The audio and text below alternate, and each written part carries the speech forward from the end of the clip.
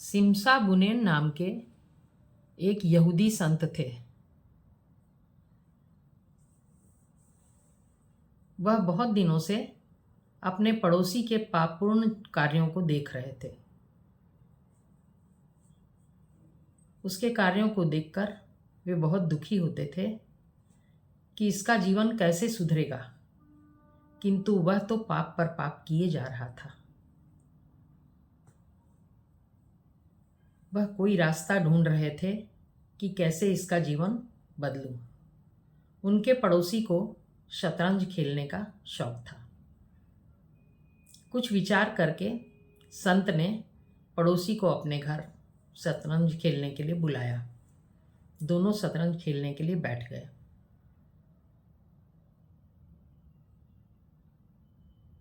संत ने एक गलत चाल चली और जब पड़ोसी उनके मोहरे को उठाकर रखने लगा तो कहा कि मैं चाल वापस लेता हूँ। संत ने कहा। पड़ोसी ने माफ कर दिया। फिर से खेल चालू हो गया। अब संत जानबूझकर एक बार दो बार गलत चालें चले और जब मोहरे उठाए जाने लगे तो कहे माफ़ कीजिएगा, मैं अपनी चाल वापस लेता हूँ। तब पड़ोसी ने कहा, अरे मैंने एक बार आपको क्या माफ़ किया, आप बार बार गलत चाल चल रहे हैं।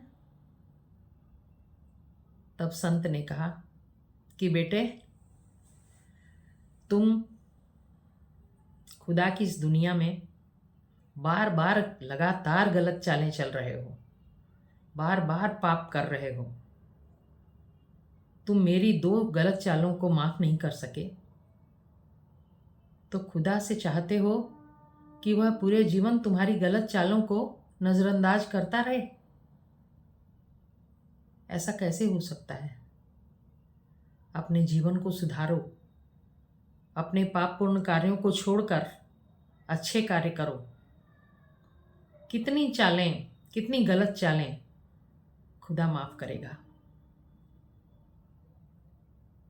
इस तरह से संत ने पड़ोसी को उपदेश दे दिया था और उसकी जिंदगी बदल गई थी।